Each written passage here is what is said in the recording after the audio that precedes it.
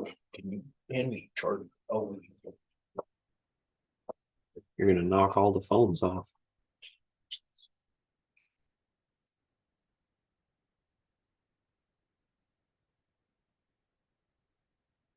That was impressive. hey, Okay, welcome to the barbecue.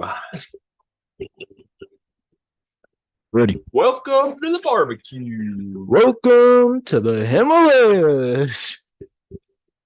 Okay, we got a unique episode. We do. We're not going to review anything today. We're not going to do that. Yeah. We'll talk a couple of reviews of some things, but a little bit different of an episode today. We're going to cover some rankings, rating things. We'll review some TV shows a little bit, Yep. and just going to answer some intriguing questions about the entertainment industry. Yes. Yeah, we've come with some surprise questions for each other, and yeah, I guarantee your questions are going to be a lot better than mine. we'll see. We'll see. Time will tell. I don't know. Yeah. I mean, how do we want to kick this John off? New music. Yeah. As we always do. New music. The one thing we'll keep in there. Yeah, a lot of artists, I feel like, at least artists that I follow more or less, dropped a lot of music from pop stars, Selena Gomez, Miley Cyrus, YG, a whole bunch of music came out, I feel like. Yeah. I didn't see that much. Yeah. Well, all right. I mean, I have a few that I'll talk about. The first one actually is Miley Cyrus's new song, Used to Be Young. Right. And Miley's an artist that, like, I think she kind of defined a generation of pop stars for a while. Yeah. And obviously, like, had her whole fall from grace or whatever you want to call it. Like, I know her fan base was still pretty big during that time. But just where, like, she fell out of a lot of people's good graces, I feel like, kind of with her personality. And then since then is, like, kind of tapered off to, like, a more, like, chill star status. Definitely, kind of like, thing. calmed down a lot. And I really liked on this most recent song that she kind of reflected on that journey. As far as the subject matter goes, like, talking about how, she was in a position of just insane popularity at such a young age and having trouble handling that, going through everything that she did publicly. And then, like, just kind of admitting, like, yeah, I used to be young. I used to, do stuff that I wouldn't do now. Yeah. And, like, I really respected kind of where she was coming from as a songwriter on this one. The only complaint I have is I just don't feel like vocally it was a great performance for her. Right. Even on her last big song, which was Flowers, I felt like it had a stronger vocal performance than this one. And I know she's capable of great vocal moments, like, as I've heard throughout her years. But I guess, like, to play devil's advocate to my own critique, like, she's kind of, like, approaching this with a lot more raw emotion, I think, and that kind of gave me that vibe. But the whole time I was listening to the song, I was just thinking of that viral clip where she was like, the joy is in the journey, and she, like, sounds like a smoker. And I was like, this is exactly what that whole song sounded like to me. So, like, super cool idea for a song. I think it was just, the internet out there, and that ruined my enjoyment of it for the most part. But yeah, that was my first song that I wanted to talk about. What do you got? So out of the ones I found 3 solid ones. I'll talk about 2. The first one being Hated by Youngblood. The instrumental itself blew me away. When the vocals first came on, I got super disappointed, but I kept listening and it started to kind of grow on me. So I'll have to listen a couple more times, but I do enjoy the song, I think. We'll see after a couple more times, but it's the instrumental that kept me going. Like, it is a very cool instrumental. I really have grown to, like, appreciate his music, especially his last 2 albums. I think they were pretty underrated in the mainstream. Yeah. From a critical perspective, like I can see people not loving it because it's a lot of kind of basic ideas and song concepts. Yeah. But yeah, I think a super underrated artist, but I don't know why I did just feel like I didn't need to hear Youngblood rap. Yeah. That's Like valid. it seemed like a weird fit for him based on what I've heard from him. So like Valid. not necessarily saying that it was trash, but just like a weird diversion from what he's done very well in the past. Yeah. Yeah. I enjoy it. I think I still need to listen to it a couple more times to actually know for myself. I but vibe with the chorus of that one a lot. I Yeah. think the chorus is pretty cool. Yeah. I think like the idea of it is you know, like nothing new, just being Right. hated as you get famous and kind of that being a marker of your success, just hated Right. because you're famous. Yeah. I think he's kind of getting to that point in his career where it's like Yeah. that. So yeah, I agree. But that's my first one. Pretty solid song. Yeah. I also have There I Go by YG and J. Cole. And at first, like I didn't really think that I was enjoying the song very much. And then I feel like it was kind of my own expectations, expecting J. Cole to come out with like another Scared Money level verse, which is like one of my favorite rap verses in the last several years. Which, let's be clear, like this song is not that in terms of like rap verses. Like there's nothing that nearly approaches that level of goodness. But I think it's just a kind of fun West Coast style song. Cool. And it's better than most of what's been off of YG's album so far. Like, I don't know that I'd be playing it on the daily or just like, you know, all of that, but it is a song I'd come back to fairly frequently. I didn't even see that one drop. Yeah, it's a good listen. I think it's worth it. But yeah, what you got next? I'll save that one because I think you'll talk about that one. Okay. But just like you, I have no idea how to say this first person's name, but Tussie is on it. It's like it's spelled N3WYRKLA. Yeah. So I feel like I figured it out while I was listening to the song. Oh, my phone's over there. But I'm familiar with the song. Yeah, I think they complemented each other very well. Yeah. I don't know who the first person is at all. I just saw Tussie, but yeah, she killed it. He killed it. It was a solid song, and I downloaded it. I really enjoyed it. Yeah, I think it was a pretty good performance for both of them. Like you said, I think I figured out the first part of the name is supposed to be like next something on this person. But anyways, I thought they sounded pretty good together. Yeah. I think in terms of like it being one of his Tussie, one of his best songs. I don't think it's quite there. Like I enjoyed a lot more stuff on his album. I think that's just what made me hesitate from downloading it, as I've just heard like a lot of great songs from him this year, and that for him wasn't up to par. But I do think it was like a good vocal compliment to him. Yeah. When I felt like he didn't blend a whole lot of like female vocals into his last album. So it was kind of a unique, cool sound. So before I get to the song that I think you wanted me to bring up, let me talk about Money Come by Iggy Azalea. That's what I'm talking about. Okay. Let's get this out of the way. The song's trash. Yeah. It's terrible. It's really bad. Like, it's not good at all. No. Not even a little bit. No. I'm going to play devil's advocate again and make internet fans really mad. Ooh. Because are we really going to sit here and pretend like what Iggy Azalea puts out is not pretty much exactly the same quality as what Ice Spice and Cardi B put out on average in their albums? Yes. They're all the same. There's not good lyrics. Vocally, it's like, it's not that good. The morals are obviously terrible. Yep. Like, are we really gonna like just as a music community be like, oh yeah, Ice Spice, that's the move, when it's literally like the same level of like mediocrity in music?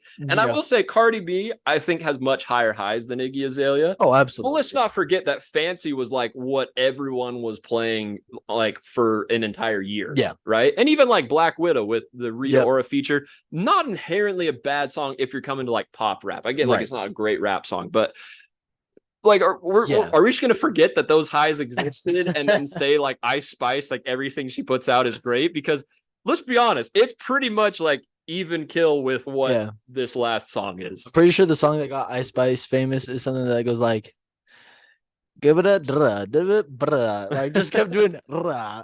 And yeah, she was on a couple. Munch was her big one, and then Boys a Liar Part 2 with Pink Pantheress. But yeah, I mean, like, and again, Ice Spice, I think she has decent moments that I'm like, well, you know, like I understand the appeal of this song, and like same with Cardi. Like, I was honestly just yesterday reflecting on what some of the best songs this year are, and Jealousy by Offset and Cardi B is like, it's literally up there for me in discussion for one of the better songs.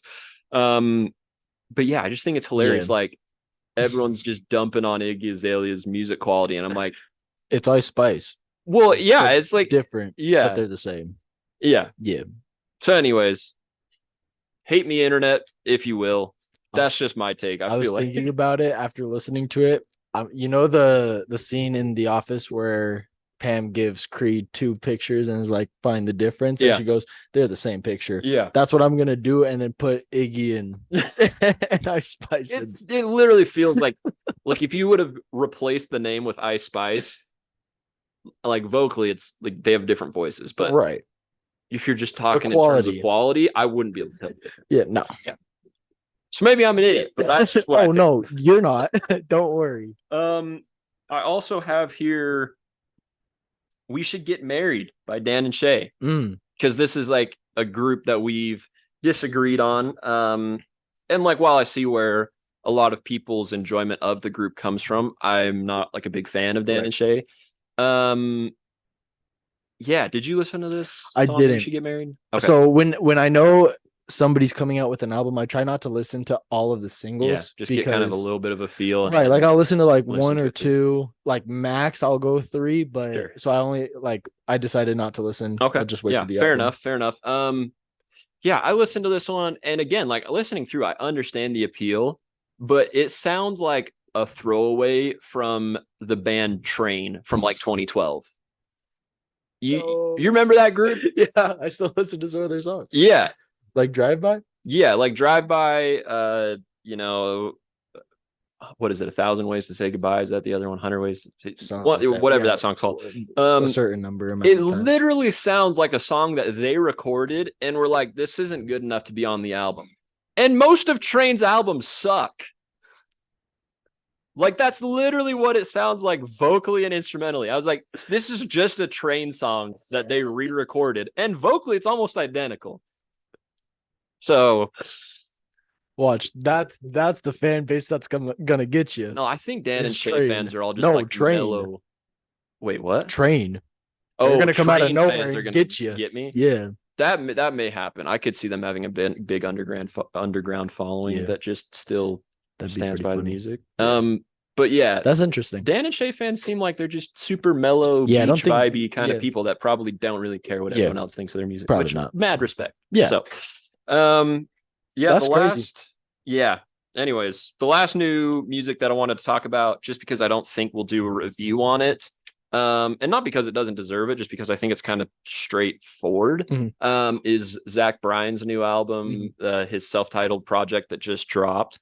Have you ever listened to Zach Bryan before? He's like just coming up in the country scene, like kind of reaching peak stardom right now. What name, like? I think his biggest one is Something in the Orange, I believe it's called. Burn, Burn, Burn. Probably not.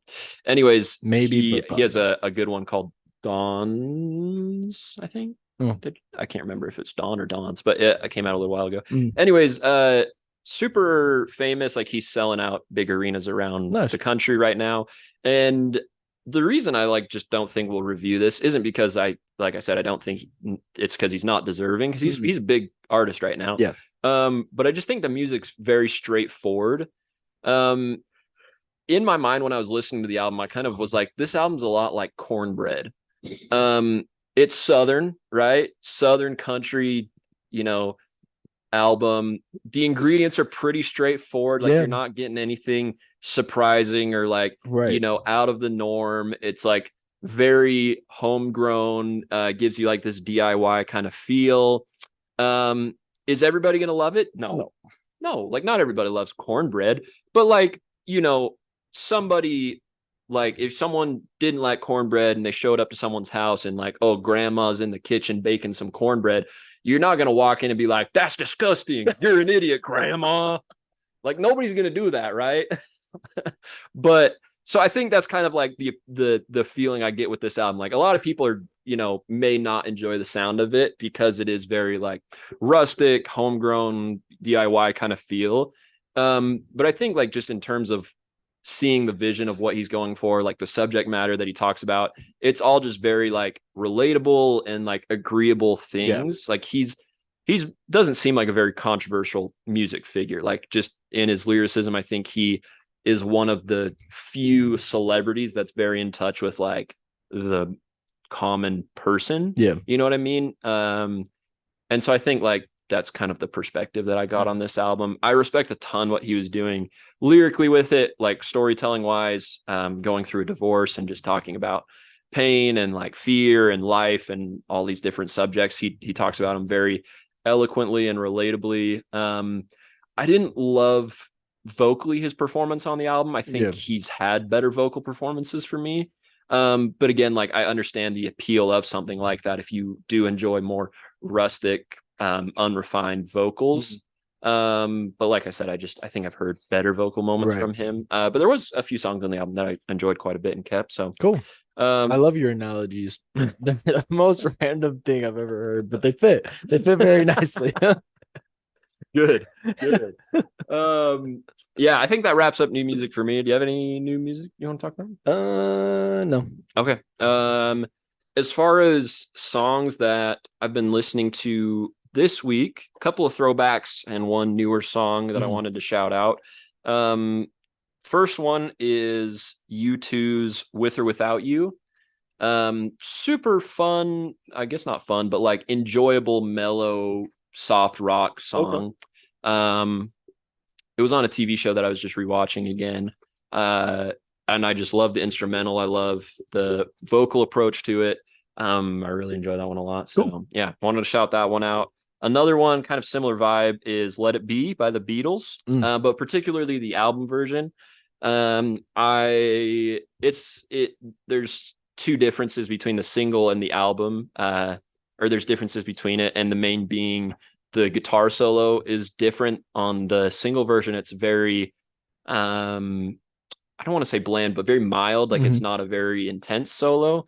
And that's not to say like, the one on the album's like a metal solo from the Beatles. Like that's not what it is at all. But it's a little more intentional, a little louder. Yeah. I think it's a little more impressive. I enjoy it a little bit more. But I just think musically it's a great moment in the Beatles catalog. And I was kind of reading some background on it and like just hearing how the song came about, where all of the band members were when the song was written, made me appreciate it a lot more. But yeah, I just love George Harrison's guitar solo on the album version particularly, which is why I've been coming back to it. Yeah. And my last song is very new, but a song that I've just this last week been playing a ton more than I have when it came out. Yeah. And that's Thank God by Travis Scott. The peak of this song, and honestly, in my opinion, maybe the peak of the album, is about halfway through the song.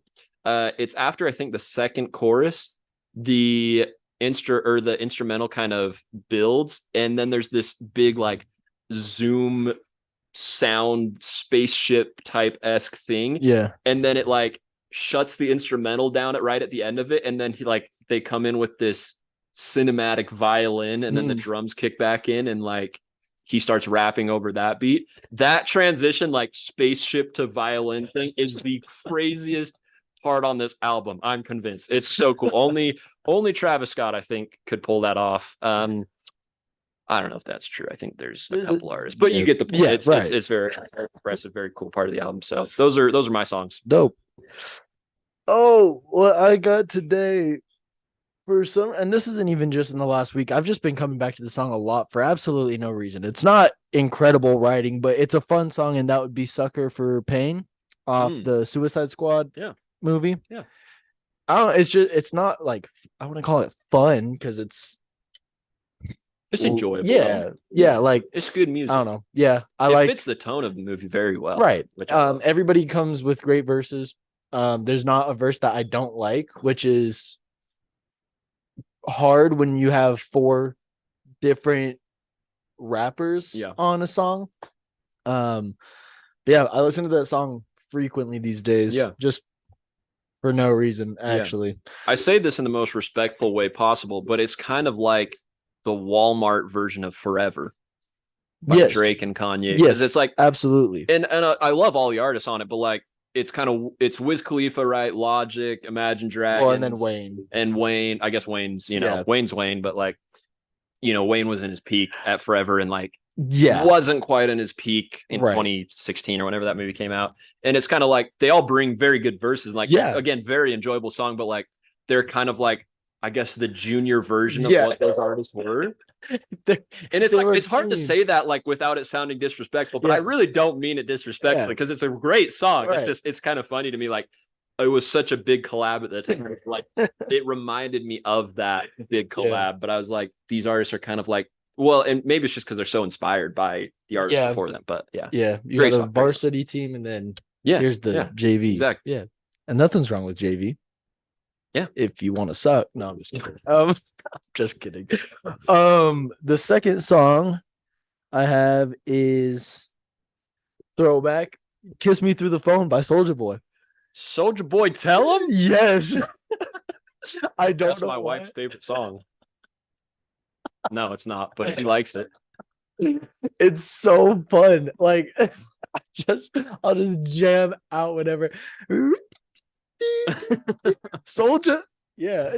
I love that. I used to hate it. That's the funny thing. Like I thought it was super annoying.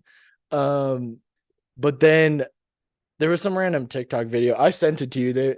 It was these people that were like, Soulja Boy is Jesus Christ. And I'm like, excuse me, wait, what? And then like I listened to Soulja Boy, and that's now one of my favorite songs. I think Soulja Boy's interviews are hilarious, man. When he's like talking about how Drake jacked his flow off that, like it's so fun. Another classic. I love that song. Yeah. And then the final song I would say is Memory by Kane Brown and Black Bear. Great one. Solid little mashup. Mm-hmm. I love the instrumental. It's probably one of my favorites. And that's one of the first like little country rap, I guess, if you want to call it. Yeah, like blend, kind of combined. So, and I feel like I've seen it a lot more frequently now. Yeah, which is cool. Like shout out to Nelly. Yeah. Like another one that comes to mind is Broadway Girls with Lil Durk and Morgan Wallen. Yeah. I think Kane Brown does that sound really well. Like you sent me the song when it came out. It was several years ago, but Be Like That with Sway Lee. Oh yeah. Same kind of vibe. Yeah. But yeah, so those are my 3. Cool. I mean, we always link these songs down below. If we have more songs throughout this discussion, we'll link those down as well. But we also want to talk new TV show just started streaming this week. Yes. One for the fans, for the fans. squad. Yeah. It's Ahsoka, the TV show. Yes. I feel like this is one of those shows that like the fans kind of willed into existence. Like fan favorite character from the Clone Wars to Rebels, and they've just loved that, storyline. And finally it's kind of getting the traction and love it deserves in the mainstream, which was pretty cool. I guess, like, what are your initial impressions of the show before we jump into anything spoilers? I didn't really write down any spoilers, but because it's hard to kind of spoil, like, especially like the first 2 episodes. It's like it's still kind of the buildup of the season, but so I'm not like a Star Wars nerd or nothing like that. Like, I thoroughly enjoyed the first 6 movies. I'm not a fan whatsoever of the last 3 movies. Sure. I thought Rogue One was a cool idea. Wasn't huge on it, but like it was cool to kind of implement that. Thought The Mandalorian was boring, and I know I'll get hate for that one, but I just couldn't get through it. I saw 3 episodes, so I feel like I've seen enough to either get in or get out of the show. It wasn't for me. Forgot Obi-Wan existed. and Andor, is that what it's called? Yeah, Andor. I think. Andor. Yeah. Forgot that existed too till the other day. Yeah. Then this one came out, and I was like, I saw the trailer randomly because I forgot that existed, Yeah. and like it was actually super intriguing, and so that's when we kind of said, all right, well, if it's Yeah. good enough, then we'll review. So obviously it's Yeah. at least good enough. Yeah. It was cool. I don't know anything about the character. I didn't watch Clone Wars or Rebels. Okay. But I've heard that Yeah. they're both fantastically written and made and whatever. So maybe I'll go back and watch those. But so this is my first time ever seeing Ahsoka in anything. I like it. Like I'm really enjoying it. The first 2 episodes were pretty cool, kind of getting to know the characters, but not really. But like, yeah, you kind of get the idea. I guess you have to watch the others to kind of get that background. That was the first thing that I wrote down after watching these 2 episodes is they very much rely on you already knowing the storyline and already being invested in it. Which to me, that's not a problem. I get it. Yeah. But like, it's cool because like I feel like I'm still understanding. It also helps that my girlfriend is a big Star Wars nerd, and so she's seen all of it and knows the storyline. So you're getting the commentary. Yeah, I'm just I'll ask questions, she'll answer. I'm like, cool, I get it. I'm caught up. Yeah. So it's still a really fun watching experience. I think the character is super cool. That's really it. Like off bat, like I think it's a really good show right now. Yeah, I enjoyed it quite a bit as well. The first thing that I said that I loved was the character design and a lot of the set designs. A couple of them I thought were like they looked a little bit like reshoots to me, almost like they just looked like things that were done after the fact instead of like intentional. Right. But I do feel like for the most part, like a lot of those traditional Star Wars like film shots that we get of like, you know, the various space travel or the various like Jedi temples and that kind of stuff and the ruins of different buildings, like very true to the Star Wars franchise while also being like kind of original in their own way. Right. I loved Ahsoka's character design. Like I thought she looked very true to the character, but also like how she would fit into a live action universe, which was really good. Sabine, who is like has the colored hair in the show. Also I thought was a very well played character. For me, I thought as far as side characters go, I mean, she's obviously the main one throughout kind of the beginning of the second episode and most of the first one, but thought that character was really well executed. My only like major complaint is the opening scene of the show was legit like the quality of a home movie that you would make with your friends. Like the whole like gunfight, lightsaber battle, and like the conversation and dialogue they were having. I was like, none of you made contact with like the person you killed once. Like it wasn't even close. Like even the CGI is like a miss. And like they're just having this corny dialogue back and forth to open the show. And I was like, oh my gosh, this is gonna be Secret Invasion again. Yeah. Luckily, that opening scene was the worst scene in the entire show. Agreed. Like it's been much better since that. But I was like, this is terrible quality. I can't believe this got like it didn't even make sense to me. Like you're the commander of a ship and you know that like most of the Jedis are dead. Yeah. So if anybody's claiming to be a Jedi, why are you allowing them on your ship? Like you're an idiot. Yeah. And then I just like that the I guess master of the two. Yeah. I liked his lightsaber fighting. He said, that's it. Yeah. He did that 3 moves. Yeah. It looked like if you were to tell like 8-year-olds to have a lightsaber battle with each other. That's except I feel like 8-year-olds would do better. Yeah. They'd at least like, you know, do a spin or something cool. Like, you know, when you're with your brother and you're like 10 and you're having a lightsaber battle, you like at least jump off the couch or like do some kind of 360. Some screaming. Yeah, like there was nothing. Yeah. Also, why does that chick look like the Walmart version of Natasha Romanoff? The blonde one? Yeah. From Endgame. Yeah, with bangs. Yeah. Yeah. That's fair. Yeah. I was kind of trying to think who she reminded me of. Maybe that was Yeah. what I was kind of getting the vibe. I saw Black Widow, especially like with her movements. If she just didn't have a lightsaber, she would just do the little leg things. Yeah. Yeah. Yeah. But speaking of lightsaber battles, like Ahsoka's sequence is very cool. Yeah. Like a lot of original lightsaber movements, which was very interesting. Like I love in Star Wars within the universe when they incorporate that originality. Like I don't know if you ever played like what are those? Oh, Force Unleashed. I don't know if you ever played the Force I Unleashed. might have video played one. games. They have like the action where you can throw your lightsaber and use the force. Yeah. And like that was like the first time I ever saw that. And I was like, whoa, this is so sick. And then like they kind of have incorporated that in some movie sequences since then. Yeah, I mean we saw that in the second episode, right? Towards the end. Yeah, I thought that lightsaber was super cool too. It like started spinning and everything, and then that was super cool. So I like that a lot. When I heard like it was really the casting that made me interested in the movie because I think it's Rosario Dawson is how you say Ahsoka's name, the actress that plays her.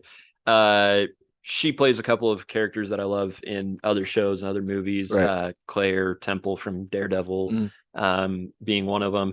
But so, yeah, I think she killed the performance. I think she's a good fit for it. I'm hoping the show continues to build and doesn't kind of stay stagnant. That's my biggest fear with TV after me too. I get 2 episodes in, I'm like, okay, but here let's go somewhere. Let's not just do the same thing for 4 more episodes and be done. Right. But yeah, I thought it was enjoyable. My advice to the audience, if anyone's listening and hasn't like been caught up on cartoons like Rebels and Clone Wars, I wouldn't say you need to watch the entirety of those 8 or 9 seasons to enjoy it. I definitely think if you have already, it's going to add to that. Yeah. For me, I watched Clone Wars when I was young until it was like switched from Cartoon Network over to Disney and Netflix, and I didn't really like follow it all that much after that. So for me, even like the Rebels storylines that have been incorporated, like I've been kind of like, what is this exactly? I think they give you enough if you don't care to like ask somebody or kind of look up what the storyline is, that you kind of get the gist of it. It's still going to be an enjoyable show. Right. But I do think if you're lost, like you were saying, like, watching it with somebody that has seen those things or is invested in it is helpful. Plus there's just lots of I've seen lots of Instagram reels, YouTube videos of people just like saying, here's what you need to know before you watch the show. And like, that's what I saw from Rebels. Cause I was like, oh, I don't know what happened between Clone Wars and now. And so, I think it's worth a watch for sure. Definitely. If you kind of like that kind of stuff, even if you're not caught up on those shows. Yeah. I'm really hoping that it doesn't stay stagnant. Yeah. I'll be very disappointed. For sure. Agreed. Because this will be the first Star Wars shows I like. Agreedo. That was stupid. Yeah, we got a couple of. Is that all for Ahsoka? I think that's all I have. Yeah. Okay. Oh, I hated the title screen because it was different. It went up, but why was it in like red and paragraph form? Yeah, I didn't like that. Yeah, that wasn't Star Wars. They've been messing with them a little bit. I didn't like, and by a little bit I mean too much. Yeah. Like I don't. Change is cool, except when it's bad. Yeah. Don't do it. Yeah, change it back. Agreed. Yes. Jin. You want to do TV next? Sure. 5? Okay, so we talked about ranking our top 5 TV shows of all time, because we've reviewed Ahsoka now a little bit. We've reviewed Secret Invasion, but like as far as entertainment goes, I think most of our discussion is centered around movies and music, which is cool, and that's like where the main stuff that's coming out, at least in reviewable format, is coming out right now.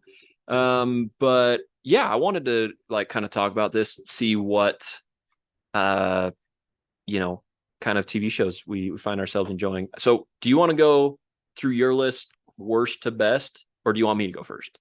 I can go first. You go first, just because I don't have them in order right now. So gotcha. I'll do that real quick. So I'm gonna go. I'll go through mine from 5th down to my favorite show of all time. And I wanted to give a couple honorable mentions because there's a couple shows that I love and watch very frequently. that I don't think make my top 5. That would be Psych and Community.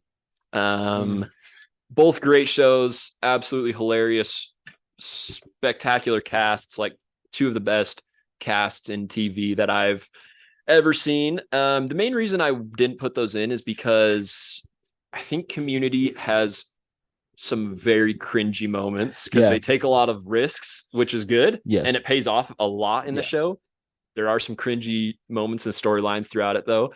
And it kind of tapers off and even deteriorates after Donald Glover left and after Chevy Chase left.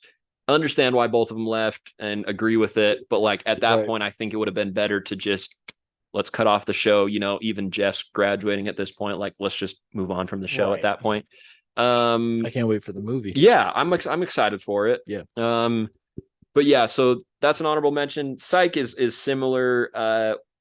After about season 4 or 5 in Psych, the great episodes become far more scarce. Like it takes a lot more to get to them. Right. Anyways, those are my honorable mentions. And then in 5th place, I have a show that you have been watching recently for the first time, and that is Supernatural, starring Jared Padalecki and Jensen Ackles. A show that I have grown to love a lot. One of my favorite things about this show is how insane the plot line gets and how they execute that without it becoming ridiculous. No, it's ridiculous. Okay, but like you get what I'm saying though, with like where Marvel has gotten to the point where like it built up and it was ridiculous, Invasion of New York, Thanos or whatever. Yeah. And now it's like the quantum realm. Yeah. Like you get what I'm trying to say here. And like it's like ridiculous, it's but ridiculous, in like the realm of okay, it makes sense. Like it's okay and even just in the realm of that, it's executed well. Yeah. Like it's a ridiculous storyline, but it's executed well. It's the main thing. And like really looking through, there's some weaker episodes throughout the series. Right. But there's never like a bad season to me. There's seasons that I would say are like my least favorite seasons, but even those seasons I enjoyed when I was watching them. Right. So yeah, that's 5th. 4th is How I Met Your Mother. I know this isn't like a lot of people's favorite show. And it's a little lower on my list because I think it takes a lot from other sitcoms of that era and eras before it, in terms of its storylines. But one of my favorite things about the show is how the morals and the, you know, funny, ridiculous moments are approached from a storytelling perspective that make like the ridiculousness of it, or like how negative like instances in the show may be, like they're just taken from a different perspective. And I kind of enjoy that storytelling perspective. Like, you know, this is how this went down and this is why or how I see it now kind of thing. And I enjoyed that a lot. That was a new way of approaching a sitcom for me and something that I felt like was cool. 3rd, throwing it back a little bit, you can call me childish, Batman the Animated Series. Love that show. 2 pieces. I think to me, best cartoon series ever made. Wow. Clone Wars fans may disagree. Right. It's also a respectable pick. Spider-Man fans may disagree. Also a respectable pick. I know you're a big Avengers guy. I am. I like the Avengers Earth Mightiest Heroes. Yep. That one's good. Yep. But for me, I just think this is really what I grew up on. And what astonishes me about this show is even like now when I see clips of it out there or whatever, or like, you know, think about old movies, there's still like aspects of the show that I enjoy. Yeah. And I was enjoying it. Like, it's just the longevity of the show for me is so cool. And I love how the character is portrayed. I think it's been the best portrayal of a lot of characters. Like Batman's had a lot of great portrayals. The Joker's had some good portrayals, but I think Kevin Conroy and Mark Hamill as Batman and the Joker are 2 of the best characters. It's the best Mr. Freeze character we've ever gotten, the best Robin character we've ever gotten. Like who plays him? Arnold? No. Well, in live action, he does. Yeah. Yeah, that's what I meant. Yeah. So anyways, I love the way the characters develop throughout that show. Number 2 on my list is the reason that How I Met Your Mother is much lower, and that's Friends. Kind of the original friend-based sitcom. I guess maybe not the original. There's a lot of, but kind of without a main character based kind of shows. I think it's really well executed. I still watch it on reruns all the time. I just think it's hilarious. I love a lot of the comedy of it. I love how lighthearted it is, as well as how like different characters have, like each character has their moments throughout the show that they shine really bright in, which I love. And number 1, the only perfect TV show to me, that may be an exaggeration, but what I think is the best TV show of all time, Netflix's Daredevil. Charlie Cox and the whole gang over there killed every episode. There's 3 seasons, which is it makes me not, or it makes me hesitant to rate it as a number 1, because when you only have 3 seasons, it's like there's no real room for you to fall off. Like if you fall off in the first 3 seasons, there's a reason you're not going past 3 seasons. But I think every episode, every storyline, every season, every character is just executed perfectly. Acting is top tier, action's top tier, storyline is top tier. I think the nuance of every storyline and the conflict between every character is just beautiful. Perfect show to me. That's a solid list. All right, respect. Yes, I do, mainly because we have 4 of the exact same ones. No way. I swear on everything. So here we go. So, well, actually 5 if you want to count my honorable mention with Community as well. You put me on that show, and the reason why it is honorable mention is because of how hard it fell off after Donald Glover left. And then bringing back Jeff just felt weird. There's a lot of just kind of moments that felt like they were done just to appease the audience and not because it fit the story. If they would have just ended when Donald left, it would probably be higher. But I agree. That's not the case. So honorable mention. Still one of my favorite shows. Very cool. At number 5, and I did just start this show along with Supernatural, but Breaking Bad. I'm only classic. I'm not very far into the show, but I already appreciate it a lot. Like, I love the direction it's going right now. I like the characters. So right now it's solid, and it'll probably get higher if I like it that much. The reason it's 5 is because I haven't watched enough of it. So sure. At number 4 is also How I Met Your Mother. Classic. It's the only thing that sucks, and I'll agree with everyone, is the ending. Like, that's all stupid. But get over yourself. Like, what you gonna do? I love the early relationship with Ted and Barney. I love even, I guess it is really Ted and his relationships, but Ted, Marshall, and Lily. There it is. What's her name? I love their chemistry together, and then Ted and Robin for sure. It just seems like everybody has great chemistry in that show, and Barney makes up for a good majority of the laughs. So at least for me. Cool. At number 3, I Have Friends. A classic show. Chandler and Joey will probably always be one of my top 5 favorite duos of all time.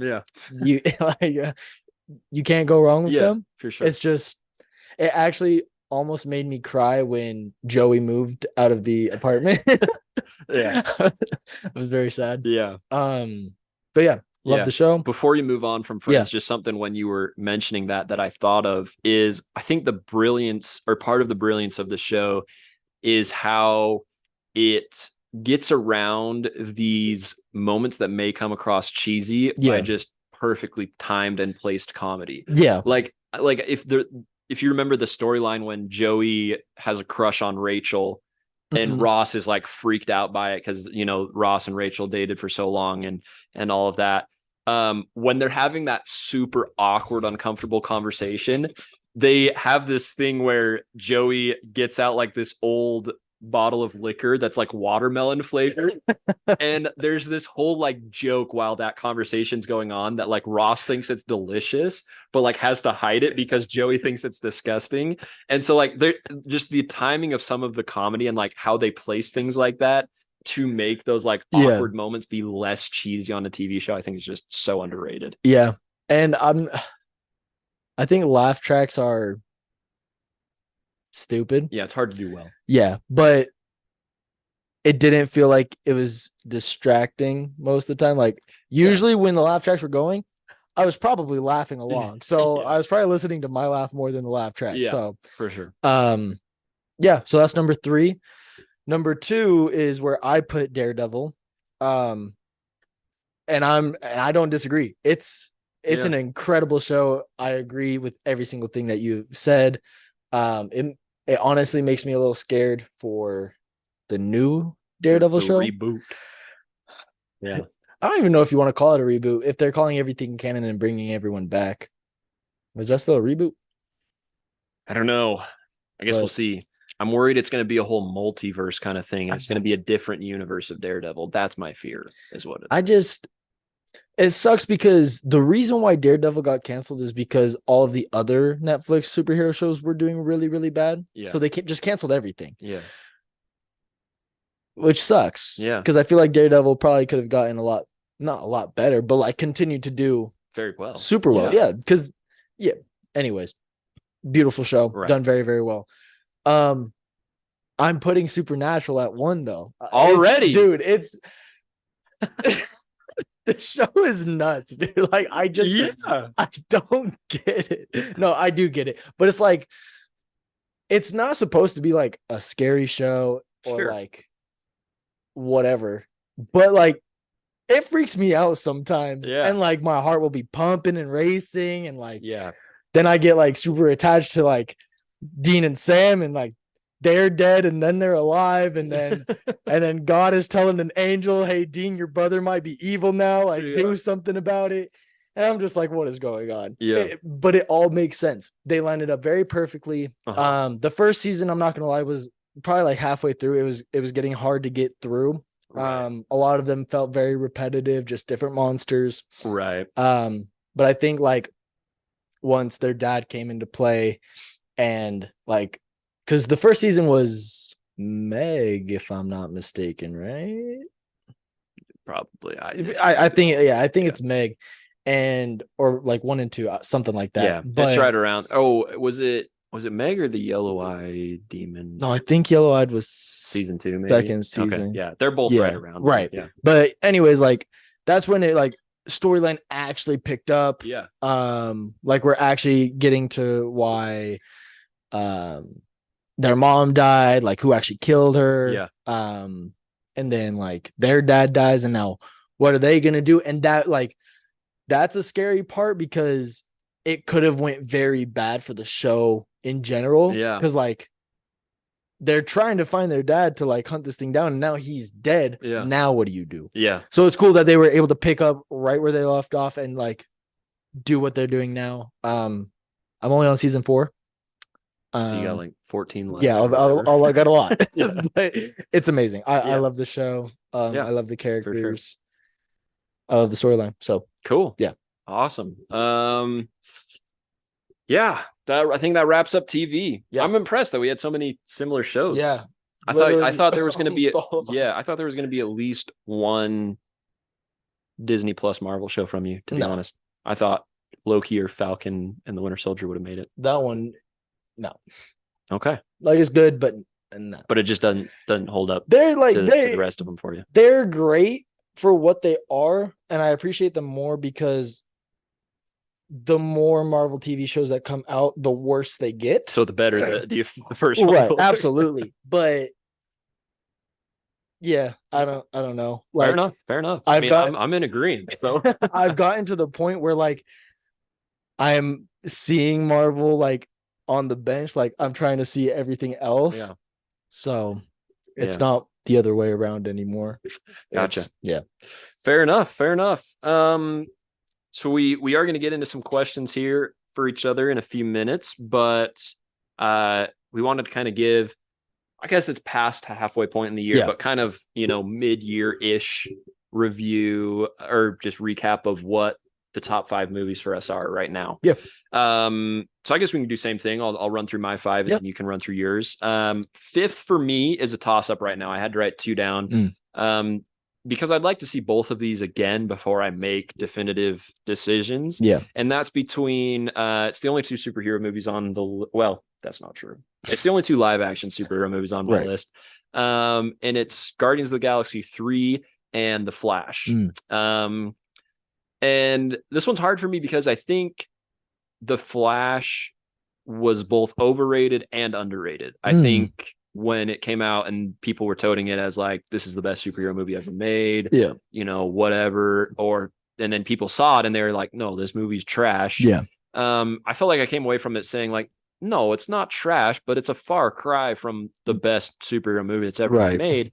However, I do think Guardians of the Galaxy is the better quality movie. I think the ensemble works better together as far as the cast goes.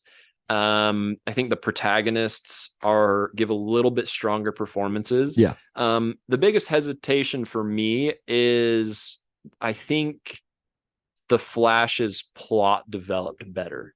And that's not to say that Guardians of the Galaxy has a bad plot. I think it's pretty good. But I think the extent of the plot is laid out in the first 5 minutes of the show. Yeah.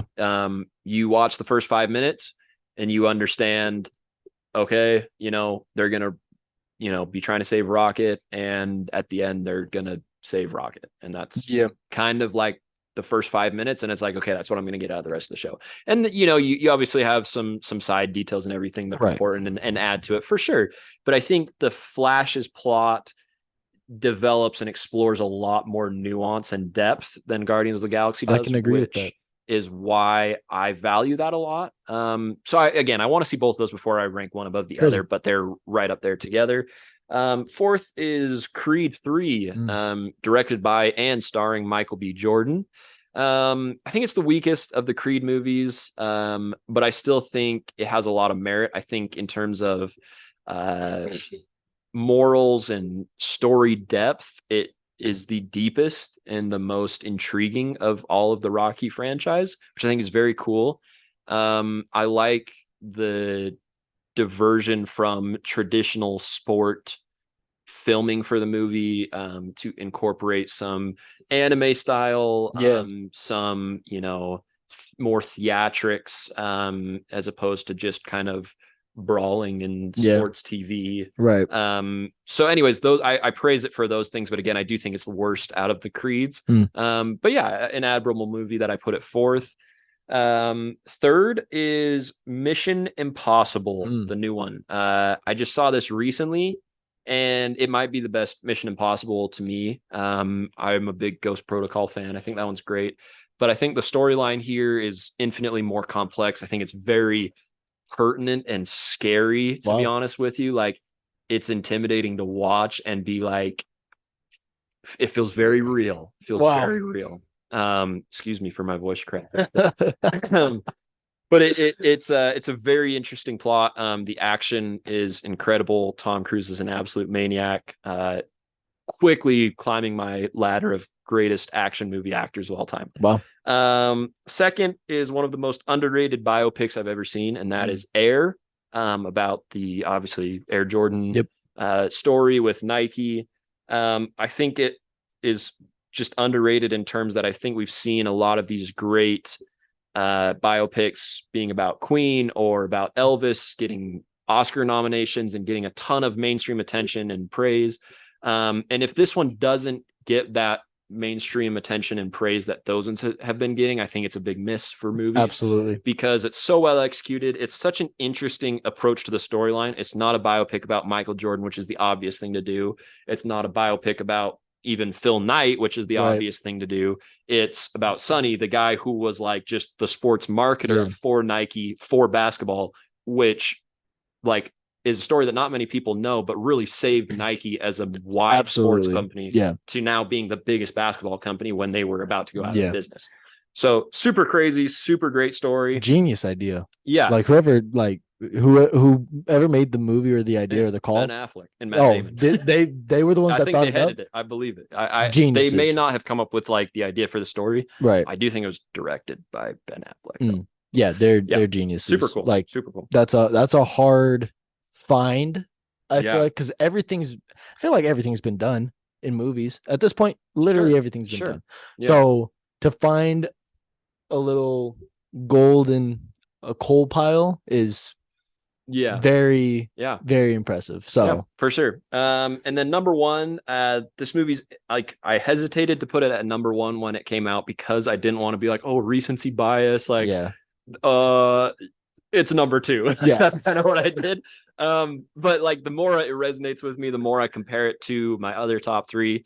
Across the Spider-Verse is just the closest thing that I've seen to a perfect cartoon movie in so long. I think it exceeds the first one.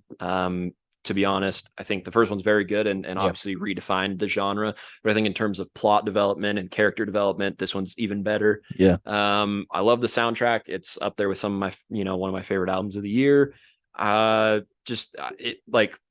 took everything the first movie did and just added onto it. And that's what I want a sequel to do. That's what I want, something that takes inspiration from something else to do. Is if you're going to do something similar, do that and improve upon it. Yeah. And that's exactly what they did. So I think they gave it a better plot line than what we got in the first one. Right. Not saying the plot wasn't great in the first one, but I think they made it better. The first one was necessary to set this one up, but and then how they kind of end it, I think was perfect too, which gives a lot of room for the third one to be the best one. Like they have that room now. Yeah, so. for sure. Agreed. So hopefully the wheels get off the ground with that third project, but that's a story for another time. Yeah. What do you got? Was that 5? That was 5. That was 6 actually. What? Because I said Flash and Guardians of the Galaxy. Oh. Yeah. Oh. I don't know why, but it felt like you only said 4. Yeah. It went by quick. Yeah, it did. Yeah. All right. At number 5, I do have Guardians. I'm most of the time I'm gonna choose Marvel over DC. Especially when you put it that way. Mm-hmm. And I do what you're saying. I do agree with how the plot is better spread out in Flash than in Guardians. But Guardians made me way too emotional to not choose Guardians. So and I can't do the quality of Flash. Like it actually made me upset. So at number 5, I do have Guardians. At number 4, I have Air. I do agree. It's a fantastic biopic. That's it. It was great. I love the movie. And it's not at 4 because I think it's bad or anything like that. Like it's a top 5. Sure. Just I like the next 3 more so. At number 3, I have Creed. I like that there was a big focus in his family life. Mm-hmm. I liked Jonathan Majors' character. I think I've heard a lot of people say that he didn't do great as that role. I beg to differ. I enjoyed it a lot. And then it was great for Michael B. Jordan's first directing. Yeah. I thought it was really, really good. He still killed his part. It's kind of upsetting that nose is killing me. Oh my gosh. Jaden's having an itch attack. Dude, I haven't gotten rid of this itch for the last like 2.5 weeks. It's starting to piss. Oh, you got poison ivy in your nose or something? Probably. I don't know. What the? Anyways. Goodness. I wish that Rocky would have still been in there somewhere. I do think that would have added. Because he just kind of like disappeared. Yeah. And I remember watching this movie and then being like, oh, where's Rocky?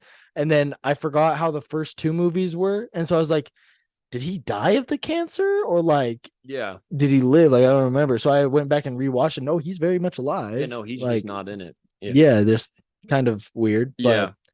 Oh, well, I guess. I do think like, Because in terms of why he wasn't in it, I don't think it had anything to do with the plot as opposed to like his ownership battle for the Rocky movies. Yeah. But like I think in terms of how they were able to not make the movie about or like write him out of the movie without like neglecting the role he's played, I think they did it pretty well. But I agree with you, like just the fact that it happened so drastically and like so quickly. Because you would think like at this point of Adonis's life, Rocky would be like there, like you like think hanging out with his kid or something like that. Yeah, like sure. I don't know. I just thought it was not. It didn't like make it trash. It just. I feel like it was a missed opportunity for a better relationship with Rocky and the family. Whatever, but still a great movie. Yeah. At number 2, I have Oppenheimer. I know you haven't seen that one yet. Yeah. It's in the queue.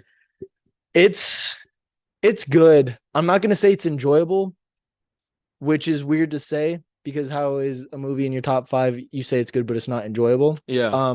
It's very sciencey, very mathematical. Yeah.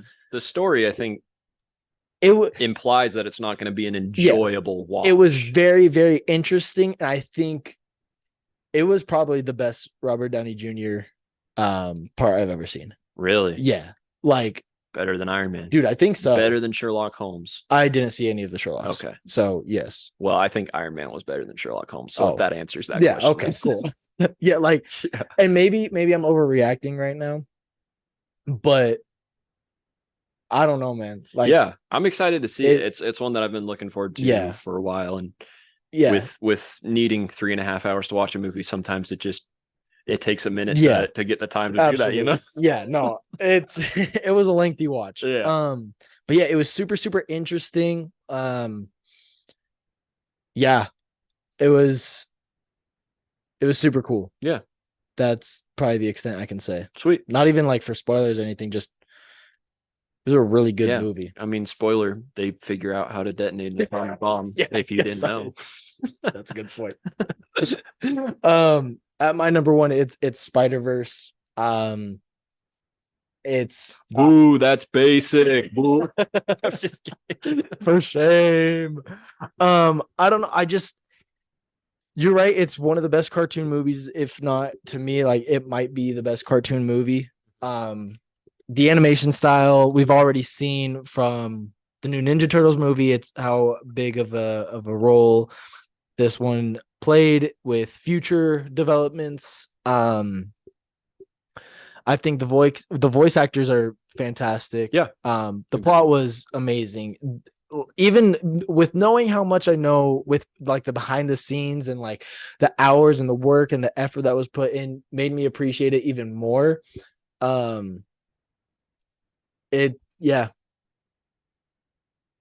Super good. I just froze for a second. I don't know why, but Buffer. Loading sign. Yeah, no, it was a fantastic film. Yeah. And I'm excited for whenever the third one decides it wants to start up. Super good. Good. I'm looking forward to it. I mean, if you listen to our podcast and care to share your favorites with us, let us know what your favorite movies are. What movies did we leave out? Let us know. Roast us for what we roast us for being basic and thinking Spider-Verse is the best movie. That's right. That's a fair because everyone knows Barbie's number 1. What do you think of the Barbie movie? I'm gonna tell you right now, Barbie is number 1 at being the worst movie ever. The end. I don't know. I've seen some bad movies in my life, dude. But I have not like that. Anyways, we already discussed that one. Yeah, we're gonna come in. These aren't really like rapid fire questions, but these are just like quick answer questions that, like, I mean, everybody that sees us on social media and gets your entertainment from social media, kind of that style of questions for each other. Yeah. You want to go back and forth? Yeah, let's go back and forth. Do you want to go first? Or you want me to go first? I can go first. Okay, let's hear it. All right. So earlier I asked you what your 5 favorite albums were. Okay. So what are your 5 favorite albums? This is a 2-parter, I guess. Yeah, this is controversial for number 1, but it is an album that I love and that I think is very, very underrated musically. Hollywood's Bleeding by Post Malone is my favorite. Wow. I understand why it's not for everybody, and that's fine. But for me, it's my number one. Yeah. Number two is The Eminem Show by Eminem. I think it's a classic. I think it's his best work. Number three for me is Good Kid, Mad City by Kendrick Lamar. Number four is Graduation by Kanye West. And number five is Coloring Book by Chance the Rapper. Astroworld is also a close one by Travis Scott, but yeah, that's the top five. Here's the hard question. Okay. You have to get rid of one. Which one do you get rid of? Get rid of one of those Yes. albums? They never existed. Oh, which one are you taking? Goodness. That's a tough question. I think if I had to get rid of one of those albums, I would say Graduation by Kanye. Just because Kanye has so much else in his discography that I think, there's others of his that I hold very highly in regard. Though the meme is, but Kanye made Graduation. Yeah, even though that's the meme. Wow. Yeah. I think there's others in his catalog that would fill the void of missing out on that Kanye album. Yeah. Okay. Well, all right. That's my number one. All right. Very cool. Good question. I got a good one for you, I think. Yeah. I want you to rank these four albums that infamously robbed other albums of best rap album at the Grammys. And these aren't all true robberies. A lot of them were deserving, but just for sake of discussion. So I'm ranking the robberies. Yeah, ranking the ones like best to worst, the albums that won the Grammy, even though some people say they shouldn't have. Okay. I'm gonna let you know I probably didn't listen to most of these albums. I think you have. Okay. Maybe not this one. Number one, Invasion of Privacy by Cardi B, which beat Mac Miller's Swimming, Nipsey Hussle's Victory Lap, Pusha T's Daytona, and Astroworld. Second is The Heist by Macklemore, which beat Good Kid, Mad City, Nothing Was the Same by Drake, Jay-Z's Magna Carta, Holy Grail, and Yeezus. Third is Coloring Book by Chance the Rapper, which beat The Life of Pablo, Views by Drake, Schoolboy Q's Blank Face, and De La Soul's and The Anonymous Nobody. And last is Call Me If You Get Lost, which beat Donda, The Offseason, and King's Disease 2 by Nas. All right, so rank Invasion of Privacy, The Heist, Coloring Book, and Call Me If You Get Lost. Oh, I'm ranking who won. Yeah, who won of those infamous albums. So wait, what am I doing with the ones that... I'm just letting you know who they beat. Oh, okay. Yeah. Okay. So at number 4, we'll go last. What are they again? Invasion of Privacy, The Heist, Coloring Book, and Call Me If You Get Lost. All right. Number 4 is Invasion of Privacy. No. And there's like one or two songs that are decent on that. I like it. Is that what it's called? I like it like that. Yeah, that's I like that song actually. At number 3, I'm gonna do Heist. At number 2, I'm doing Call Me If You Get Lost. Number 1, I do Coloring Book. Interesting. Yeah. I thought you were going to flip those last two for first place. I used to really enjoy that album, and I don't know if I was just trying to really love Tyler, the Creator, when I know that I don't, which he's just not my type of hip hop. Sure. And that's what it's come down to. I've tried very, very many times. And it sucks because that one song that everybody loves dear to their heart pisses me off now. What is it called? 2020 vision. Look what ways before you cross my mind. What is that song? Can I get a kiss? Yeah. And get a mirror.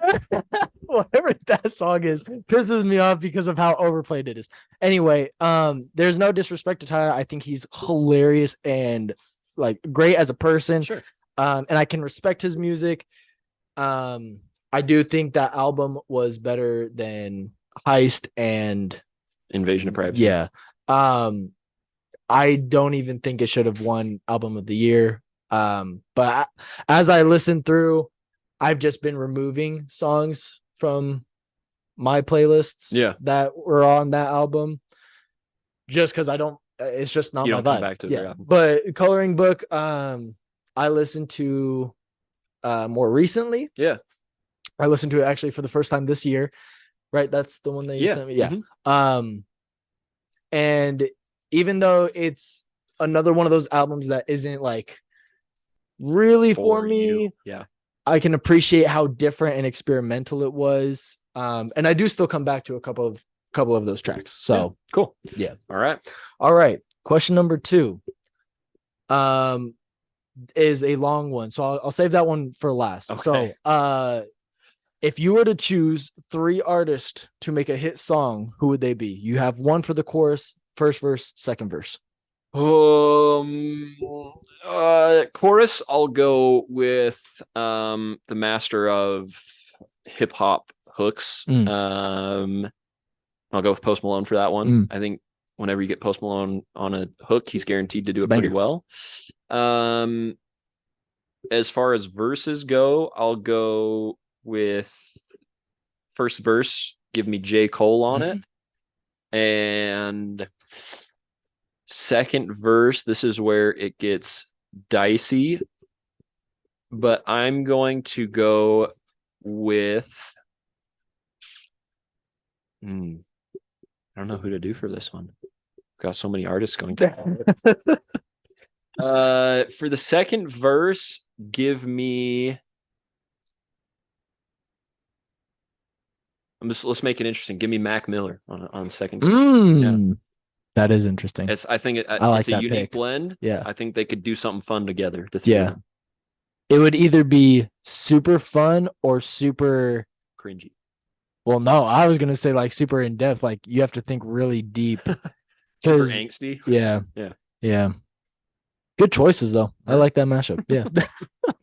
I'm trying to just go beyond the obvious because first artist that came to my head was like, okay, give me J. Cole and 21. And then I was like, I've heard too many of those. Yep. Give me J. Cole and JID. That's still kind of like or like Kendrick Lamar. Yeah. Okay. Kind of basic. Yeah. Yeah. Yeah. So, I like it. Yeah. Thank you for not being basic. All right. My second question for you is what is the best bad superhero movie of all time? Superhero movie that's notoriously bad that you don't think is that bad. Ooh.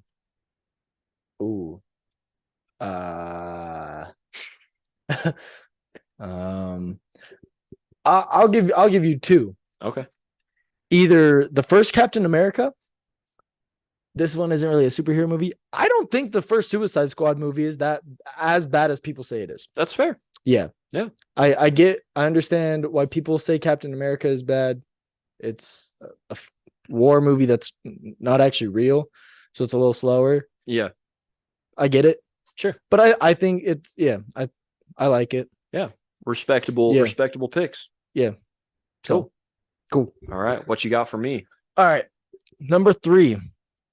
If you could bring back one of these artists to where they'd still be making music now. Okay. Who would it be? Mac Miller, Juice WRLD, Tupac, Michael Jackson. I would say mind you, they're born the same time, so their the same age would be yes. So Michael Jackson's in his older years. Yes. I would still say Michael Jackson. Wow. And the reason I would have probably made a different decision a few weeks ago, but I saw an interview where Dr. Dre was talking about songs he didn't make that he wished he would have made. Yeah. And one of the artists that wanted to work with Dr. Dre was Michael Jackson. Really? And Dr. Dre turned it down because he's like, I don't know what I would do with him. And he's like, I regret that every day. So I just think, and like I've heard, Kanye talk about how Michael Jackson inspired 808s, like him to sing on 808s. Wow. And so, I think Michael Jackson's impact in the music industry would go far beyond his own discography right now. Do you, so bonus question for that. Yeah. Do you think, excuse me.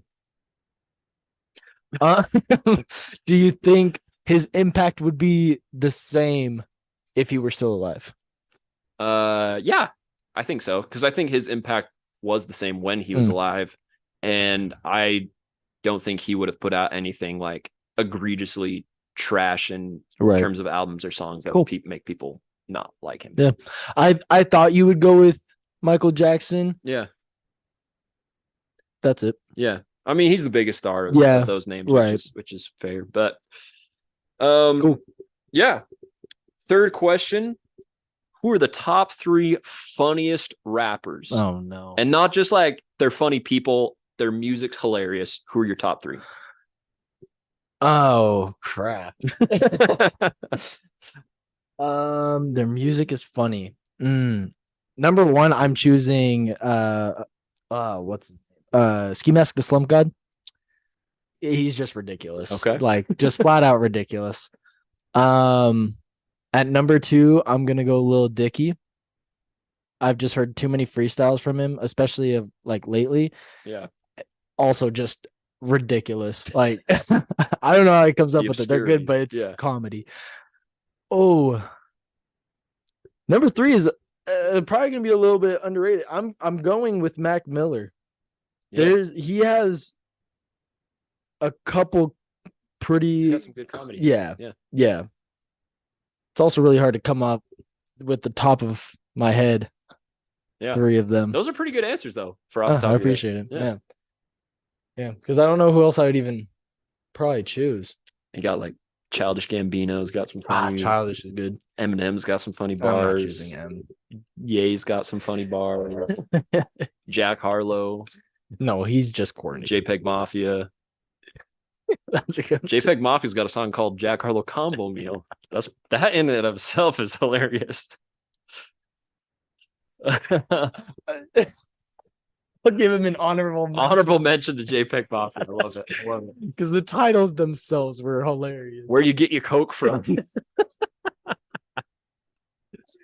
Have you seen that trend where like people would go up to people and say like, "Oh, what are you listening to like right now?" Yeah. Do you know how like random it would be if you were listening to JPEG? Like Jack Harlow Combo Meal. Perfect. Yeah, that would be comedy. Classic. Ooh. All right. Kind of similar to the hit song question. Yeah. If you were able to create your own concert, okay, you have 2 openers. Okay. You have your main person, and then you can either choose if they get a feature or not. It could either be because like we saw J. Cole and 21 and Moray came out for a couple songs. Yeah. So, and then a closer. So you get 4 to 5 artists. Okay. I'm assuming these artists have to be alive. Yes. Okay. Let me go with the closer. I want to be, and just because I haven't seen this band live and I heard they're insane live. Yeah. I want Aerosmith to close the concert. Okay. And as far as openers go, I would have this is kind of a basic response because I've said his name so many times today. I would say Post Malone because I don't know if you ever saw him and Aerosmith sing Aerosmith's song Dream On together, but he'd make a great cover like feature with them for one of the songs. And I'm trying to think of like opener level artists because like or like an artist that would fit the show too, because like I could say J. Cole, but like that's not going to fit in an Aerosmith concert.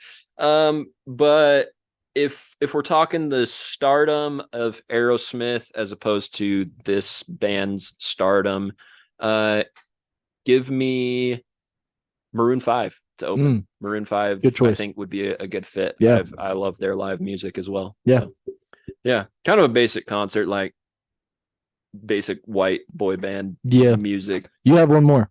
Oh, I have one more for like the name. So you have your openers. So like I went to a Machine Gun Kelly concert. Right. His openers, because he had 2, were Avril Lavigne and Will Smith.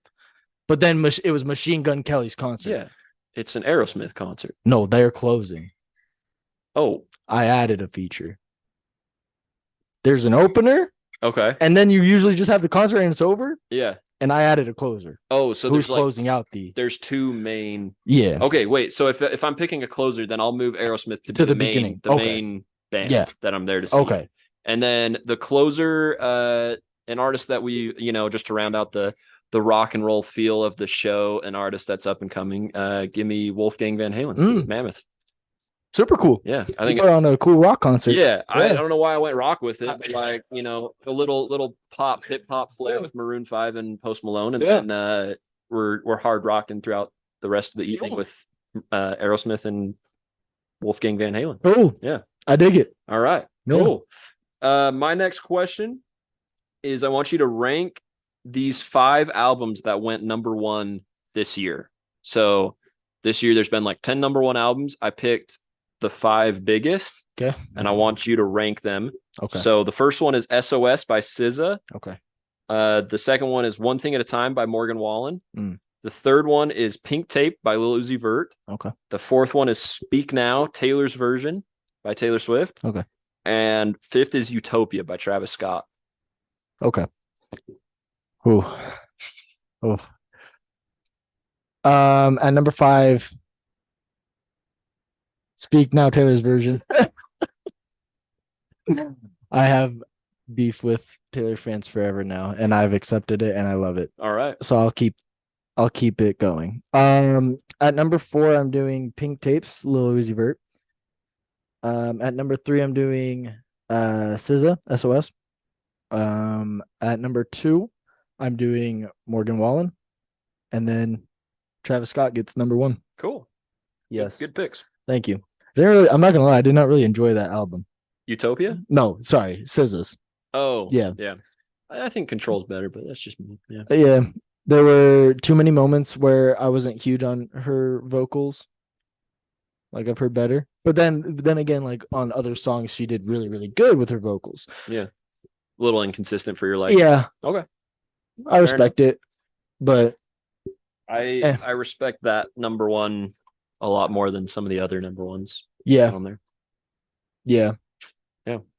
The thing for Speak Now for me is I feel like Speak Now is a great, 2010 song or album or whenever it came out. Like, I don't think the fact that you just re-released it with your own version like makes it a 2023 album. I also think her vocals were better originally. Right. Okay. Yeah. Fair enough. I agree. Yeah. All right. So plus I didn't actually listen to it, but I heard the original. So that's what I have to I also didn't love that he changed some of the lyrics on like Better Than Revenge because I think that song's hilarious. She changed it to be less funny. So but okay, last question. This one's a little lengthy just because of how many words I have to say. Okay, for the entirety of it. All right. So I'm gonna try to follow along. It's called "Who Should Have Won Grammys." Okay. So So I went back for the last 5 years. Okay. I felt like that was a good range. Sure. There's just a lot of artists. That's why it's going to take a sec. So for 2017, do you think Chance's Coloring Book should have won it rather than Drake with Views, De La Soul, and the Anonymous? I didn't write the entire thing. So, Anonymous Nobody. Yeah, Anonymous Nobody. I did write that one. DJ Khaled's Major Key, Schoolboy Q, Blank Face LP, and Kanye's Life of Pablo. Did they get it right? I think they got it right because I think Coloring Book is a more consistent album for me than The Life of Pablo. If it wasn't going to be Coloring Book, I would say The Life of Pablo should have won. But yeah, I think Coloring Book's a more consistent album, so I think they got it right. Cool. With 2018, we got the one and only Kendrick Lamar. With Humble, we got Jay-Z with 444, Tyler the Creator with Flower Boy, Rhapsody with Lila's Wisdom, and Migos with Culture. Yeah, I think Kendrick won that one, right? Yeah, I think Kendrick was the right pick. All right. 2019. I know your answer, but Cardi B won it. Who should have won it? Yeah, that it's Travis's Grammy. We all know that one. Though I think Victory Lap by Nipsey Hussle and Swimming by Mac Miller, honestly, in different years, probably both would have won because of how good of albums those are. All right. Even Daytona by Pusha T is a great album. So just not Cardi. Yeah, Cardi B should have been 5th place. Yeah. And it's not because I think she's trash. I do. I just think all 4 of those albums that were nominated are like classics of the 2010s and should have gotten more respect. Valid. So, anyways, So then we got 2020. Tyler the Creator won with Igor, but we also had 21s with I Am I Was, Dreamville with Revenge of the Dreamers 3, YBN Corday with The Lost Boy, and Meek Mill Championship. I personally am going to say that Corday should have won that one. I think The Lost Boy is one of the best debut albums since The College Dropout. Wow. Or the Slim Shady LP. Like, I think it's right up there with some of the best debuts of all time. I think Igor is good. I think it's overrated. Valid. I don't like Tyler, so I didn't even listen. Yeah. In 2021, we had Nas win it with King's Disease. We also had D Smoke with Black Habits, Freddie Gibbs with Alfredo, Royce the 5'9" with The Allegory. Yeah, King's Disease is a great album. I think that was deserving, 100%. Dude, I don't even remember that one at all. Yeah, I prefer the second and third King's Disease albums over it personally, but I do think it was deserving. Cool. Yeah. And then last one was last year's. Tyler's Tell Me If You Get Lost. He won it. Or J. Cole's Off Season, Drake's Certified Lover Boy, Nas King's Disease 2, or Ye's Donda. I'm gonna say the Off Season should have won that one. Agreed. I think Tyler's Donda or Tyler's Call Me If You Get Lost is third after that. The Off Season and Donda. Cool. King's Disease 2 is also very good though. So Certified Lover Boy is last. Yes. It's certified. It's trash. That's probably the worst album I've heard in the 2020s. Yeah. Ryder Vance. No, honestly, Lover Boy sucks. Honestly, Nevermind is the worst album I've heard. And then Certified Lover Boy. Yes. Ryder Vance. Both albums are terrible. They suck. I have one more for you, I believe. Ryder Vance. Drake isn't good. That's what you said. I'm not saying I said it, but if the boot fits. So I want you to rank these rappers' rock performances. Oh, is that why you sent me those? Yes. So these rappers turned rock, made an album or multiple albums under that umbrella, or if not, just a heavily inspired album. I'm gonna tell you right now, all of them sucked. But one of them didn't suck. Lil Wayne's performance on Rebirth is the first one. Young Thug's performance on the album Punk is the second one. Machine Gun Kelly's Tickets to My Downfall is the third one. Kid Cudi's Speeding Bullet to Heaven, or Lil Uzi Vert's Pink Tape. All right, so rank those for me. Yeah. Kid Cudi's last. The song you sent me was so annoying. Confusing or whatever it's called. Exclamation mark. Yeah, this should be called annoying. Then it's Pink Tapes. At least he like screams a little bit. So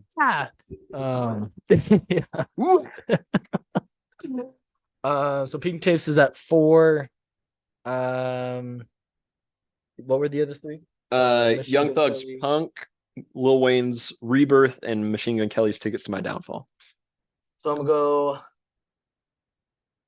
Oh, this might be controversy. Oh, I can see it now. Lil Wayne is 3rd. Wow. Yeah, and it's based off of the one song that you sent for like 3 of these albums because I didn't listen to it. It was the most rock that I could find. Right. Young Thug vocals. Just on everyone know it's these are. They're based on the basically most one song. Yeah. From that album. Because I heard Pink Tapes and I just don't like that album, and then I heard Tickets to My Downfall fully. Yeah. The other 3 I didn't listen to at all, except one single. So Lil Wayne is at 3. I'm doing Young Thug at 2, and weirdly enough, Machine Gun Kelly at 1. Mainly just because throughout that entire album, I was vibing. Like there's a ton of songs I still come back to. It's not super deep. It's not super intricate. Yeah. But it's music that you can just enjoy. For sure. Like you don't have to think about anything. Just throw it on and have a good time. That one song you sent me with Post Malone, that was actually a really good song. Minus Living- Young Living It Thug Up. song or part. Yeah, Young well, Thug was. that's what you're basing this whole ranking on. It's Yeah, Young and Thug's performance yeah. on it. I know it sucked. The rest of them were worse. Oh, for it. if I'm just ranking his performance, then Yeah. I'm switching Wayne and Okay. Young Thug. So you've got Machine Gun Kelly number 1, Yeah. Lil Wayne number Yeah. 2, Young Thug, Lil Uzi Vert, Kid Cudi. Yes. Okay. Yeah. Lil Wayne was so annoying in that song, dude. I'll pick the world up and I'ma drop it on your head. Yeah, shut up. Respectfully, shut up. There's a reason you didn't perform that at your concert. It sucked. Shut up. Yeah. Yeah. All right. Well, I think that wraps up all of our I questions. think that was a good 10 questions. Yeah. I was impressed. Your questions weren't nearly as bad as you made them out to seem like they were going to be. I don't know. Yeah, I came up with half of them on the toilet at the movies. Hey, that's not a bad place to come up with questions. Oh, I know. Next week we haven't really decided exactly what we're doing. I think Joyner Lucas drops. Might visit some of that album. Yeah. Probably talk about Ahsoka some more and maybe Blue Beetle. Yeah. We'll see what we get time to discuss. Facts. Yeah. All right. Yeah. Yeah, y'all know where to check us out. If you're listening to this podcast, then you know where you listen to podcasts. Congrats. Check us out on social media. We'll post some of these clips up there and wherever you get your social media, right? Yep, every single platform. Except Threads. Yeah, that's still trash. It's not on Threads. It's not on Threads. All right. We'll be more consistent again. It's just been it's been one of those weeks, but I think it's always fun to just have some discussions about ranking things and our opinions on various things as opposed to just what's new. So yes. Yeah. Cool. All right. We will catch you all next week. If you see my sweats, these are the limited edition J-Mac Blast Off EP sweatsuit. Can you still find this online? No, they're gone. I don't even know where they are. It's not online anymore. He has the only pair.